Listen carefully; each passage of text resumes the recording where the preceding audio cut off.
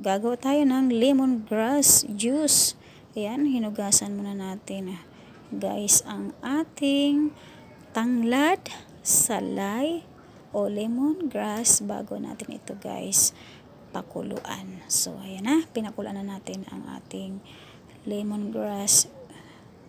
Antayin siguro natin mga 15 minutes natin siyang pakuluan para lumabas talaga yung katas ng ating tanglad. So after 15 minutes guys, ayan na siya.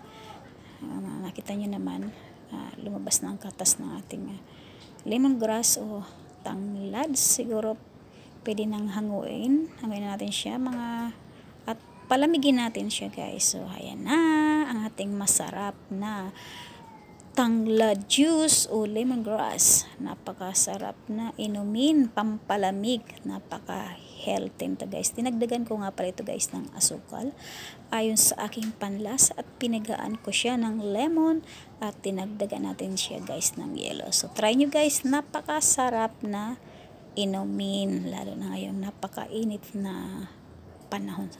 So thank you guys for watching. Enjoy!